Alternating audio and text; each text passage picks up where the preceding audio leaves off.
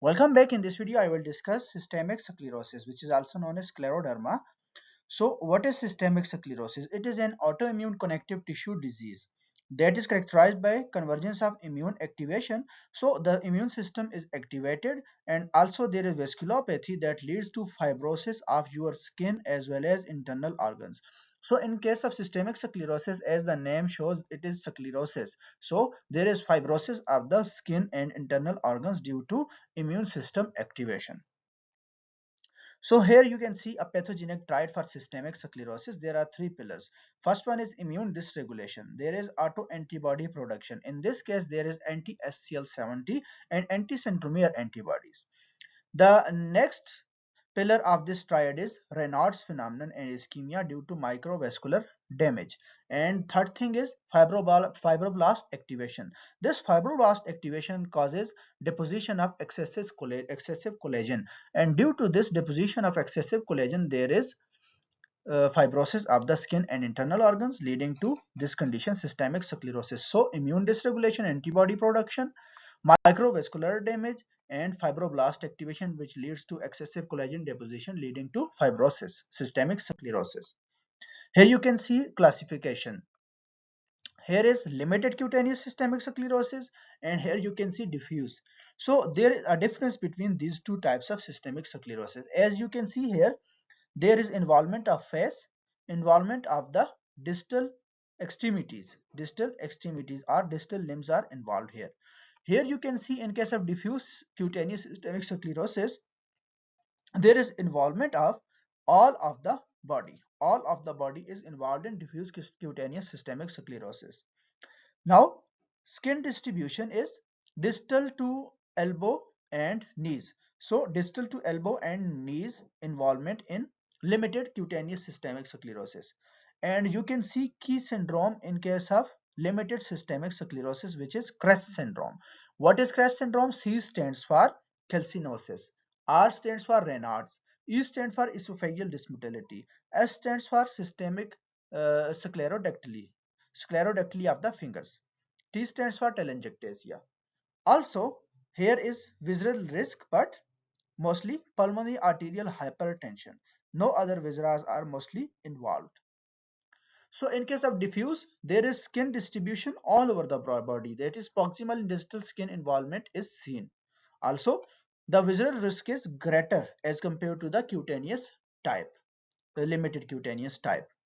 And also, there are specific risk factors like there are specific risks like lung involvement leading to interstitial lung disease, kidney involvement leading to renal crisis, which leads to hypertensive renal crisis, and heart involvement is also seen leading to cardiac conduction defects leading to heart blocks. So cutaneous manifestations and progression of this disease, that is systemic sclerosis.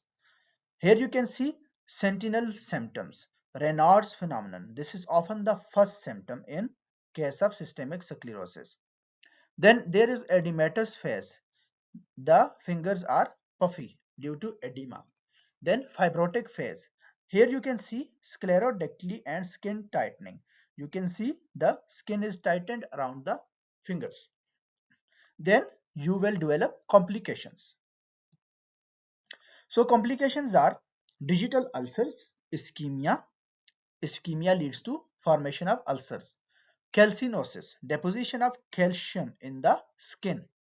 Telangiectasias, these are spider nevi or arterioles that become visible on the skin, mostly on the lips, face and fingers. And microstomia, fish mouth appearance is seen. Pulmonary burden. I have talked about skin burden, now I will talk about pulmonary burden. Here you can see interstitial lung disease due to fibrosis of the lung parenchyma due to systemic sclerosis. It has association primarily with diffuse cutaneous systemic sclerosis because in case of diffuse cutaneous systemic sclerosis, there is more involvement of the internal organs leading to fibrosis. So here you can see fibrosis of lung parenchyma, and in case of systemic sclerosis, you will also get pulmonary arterial hypertension. It is mainly associated with limited cutaneous systemic sclerosis. So interstitial lung disease, diffuse systemic sclerosis, while limited systemic sclerosis, pulmonary arterial hypertension. It is due to remodeling of the blood vessels. Renal and cardiac complications. So in case of renal complications, you will develop Scleroderma renal crisis, which is a hypertensive crisis. There is acute malignant hypertension. Kidneys undergo rapidly progressive renal failure, and on CBC you will see anemia, while on peripheral smear you will see that there is evidence of microangiopathic hemolytic anemia because of presence of helmet cells. It requires immediate recognition and it requires captopril for the treatment of this hypertension. So it is an emergency.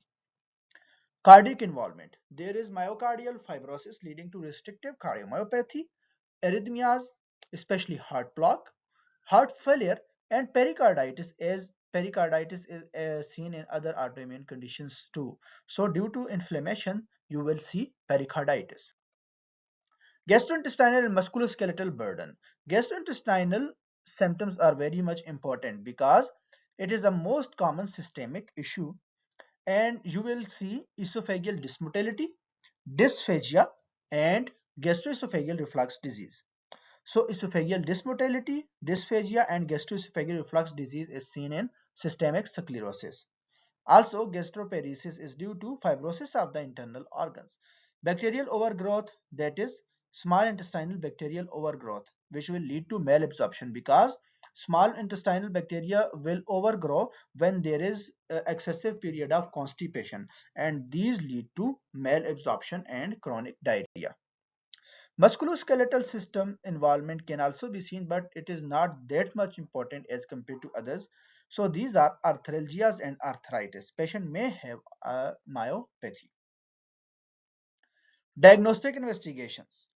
So when you suspect a patient with systemic sclerosis, like he has Raynaud's phenomenon, or if a patient has calcinosis cutis or scleroductly or thickening of the skin, and there is involvement of the lungs like pulmonary arterial hypertension and pulmonary fibrosis, also patient has esophageal dysmotility, then you will suspect systemic sclerosis in that patient. So for systemic sclerosis suspicion, you should go for ANA initially, anti-nuclear antibody. It is positive in almost 70% of the cases. Then you will go for extractable nuclear antigens, ENA profile. For ENA profile, you will see SCL70 antibodies present in the diffuse type. It is present in 30 to 35% of the diffuse type, but these are very specific for this systemic sclerosis. Anticentromere antibodies can also be seen if there is limited type. These are seen in almost 60 to 70% of the cases of systemic sclerosis, which is limited cutaneous systemic sclerosis. So it has a sensitivity of 70%, but these are very specific for that type. Then for pulmonary involvement, we will go for HRCT test because it tells us about the interstitial lung disease. So here you will diagnose the disease, and here you will diagnose the complications caused by this disease. So HRCT shows interstitial lung disease. Pulmonary function tests for interstitial lung disease because they show restrictive pattern, and key finding is decreased diffusion of carbon monoxide. Then cardiac and vascular complications are diagnosed by using echocardiography. It will also show pulmonary arterial hypertension. Nelford capillaroscopy, bedside microvascular assessment is seen for capillaries involvement, especially when the patient has Raynaud's phenomenon. And BP monitoring because renal crisis can be detected by seeing BP because renal crisis presents with malignant hypertension. Then GI and renal involvement.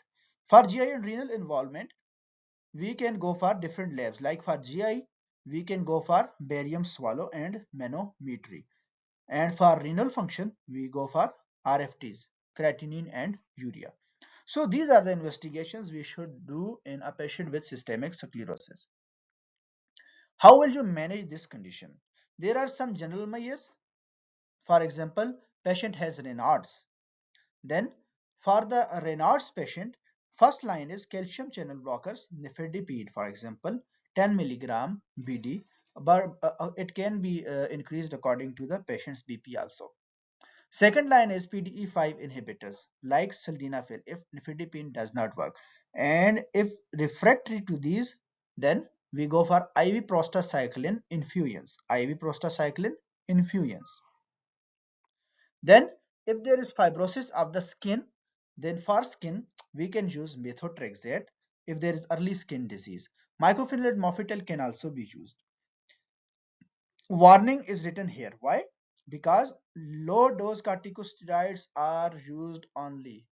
If you are using high dose corticosteroids, they can precipitate renal crisis. So always use low dose corticosteroids when you are managing the skin and inflammatory disease of systemic sclerosis, because high dose can lead to renal crisis. And for interstitial lung disease, we can start mycophenolate mofetil, we can give cyclophosphamide, and we can also start antifibrotic therapy, which includes nintedanib. It slows the FVC decline. For severe and progressive disease, I have told you cyclophosphamide is used. And if there is end stage disease, then we go for lung transplantation. Vascular and organ crisis is managed by, as for example, pulmonary arterial hypertension, you go for targeted therapies that cause vasodilation, like endothelial receptor antagonists, leading, for example, bosentan. It leads to blockage of endothelial receptors, leading to vasodilation of the pulmonary arteries. Then PDE5 inhibitors like sildenafil and prostacyclin enlarged like epoprostinol, treprostinil, iloprost. These can be used for the management of pulmonary hypertension. Then for scleroderma renal crisis, we use ACE inhibitors. As I have told you earlier, that this is an emergency condition, so we have to manage the BP as early as possible. So we give captopril for the management of scleroderma renal crisis. Either if creatinine is rising, you should go for ACE inhibitors. You should go for ACE inhibitors and avoid high dose corticosteroids because they precipitate this condition. Gastrointestinal management, PPIs. PPIs should be started for GERD as patient has dysmotility. Therefore, you go for prokinetic agents like metoclopramide, erythromycin, etc. And for bacterial overgrowth, we go for antibiotics like rifaximin. Prognosis and risk stratification. Poor prognostic factors, these are diffuse cutaneous disease subtype. If the patient has diffuse type, then the patient has poor prognosis. If there is presence of interstitial lung disease or pulmonary arterial hypertension, these two factors are very much important because these are one of the poorest prognostic factors. Then history of renal crisis, male gender. If there is male gender, then it is also a poor prognosis, and older age at onset is also a poor prognosis. Major cause of death, pulmonary involvement, mostly pulmonary involvement, that is interstitial lung disease and pulmonary arterial hypertension. This is the major cause of death in patients who have systemic sclerosis. So systemic sclerosis clinical snapshot. Classification, it is divided into two types, limited and diffuse. Limited has pulmonary arterial hypertension and distal skin involvement. Diffuse has proximal skin involvement and high ILD risk and also internal organs involvement. Key serology, ANA. ANA is positive in more than 95%. Anti-centromere, it is positive in limited type. Anti-SCL70, it is positive in diffuse subtype. And anti-RNA polymerase 3 is a risk factor for the development of renal crisis. So renal crisis, it is an emergency. Start ACE inhibitors. Avoid high-dose corticosteroids. Renard's treatment, keep the patient warm. Give calcium channel blockers. If they don't work, give PDE5 inhibitors. For lungs, give mycophenolate mofetil, or you can give cyclophosphamide. For fibrosis, nintedanib is used. For hypertension, pulmonary arterial hypertension, you can go for drugs that cause vasodilation like endothelial antagonists, or you can go for PDE5 inhibitors or prostacyclins. And bedside examination is also important for sclerodactyly, telangiectasia, etc. So this is all about systemic sclerosis.